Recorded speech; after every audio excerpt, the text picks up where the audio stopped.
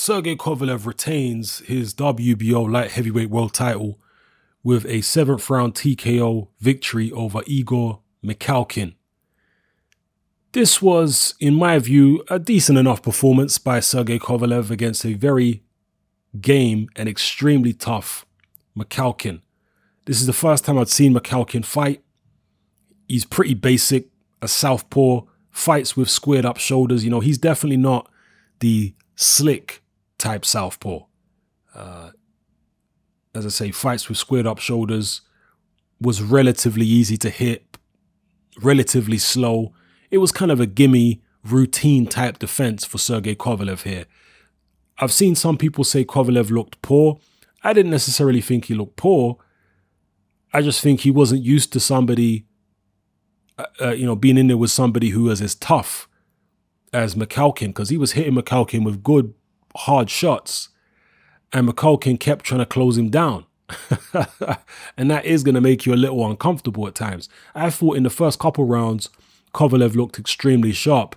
Kovalev actually looked maybe the sharpest I've ever seen him in the first couple of rounds. His hand speed looked on point.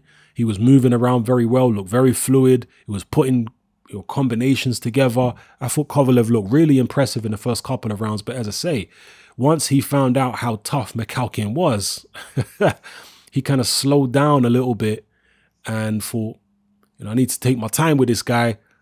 And he eventually busted Mikhalkin up. That's what it was. He realized the guy had a very, very good chin, and he was just going to need to work his face over in order to get the stoppage and just concentrate on boxing.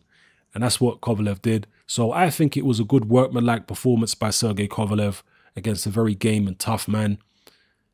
He will certainly face stiffer competition than this moving forward, especially if he's going to be engaged in unification bouts. But whenever Kovalev fights a southpaw, I can't help but try and imagine what it would be like if Adonis Stevenson was in there in the ring against him, because that's a fight that a lot of us have wanted to see for many years now. And Mikhalkin, despite the fact that he is a southpaw, stylistically he's very, very different to Stevenson. He don't have arms anywhere near as long as Stevenson. He's nowhere near as good as at long range as Stevenson is. So, yeah, as I say, even though he's a southpaw, it's difficult to imagine how Stevenson would look in the ring with Kovalev, Kovalev has got, according to BoxRec, a 72.5-inch reach. I don't know what his arm length is, but I'm positive his arms are nowhere near as long as Adonis Stevenson. This is one of the things that makes Stevenson so effective. So we always think, what would it be like? Kovalev is a tremendous puncher. We know that. If he manages to clip Stevenson and clip him consistently, Stevenson's going to sleep. But vice versa is also true. If Stevenson clips Kovalev, Kovalev's going to sleep.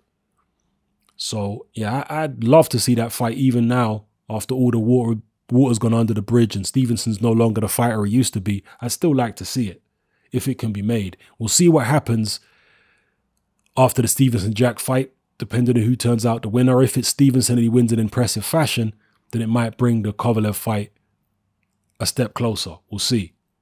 So, yeah, let me know what you felt about Kovalev's performance against Mikhalkin. Did you, like me, think it was a relatively impressive showing? Or were you one of those people who felt like Kovalev looked poor? Drop your comments in the comment section below. How did you think Kovalev will fare in a unification against Dmitry Bivol?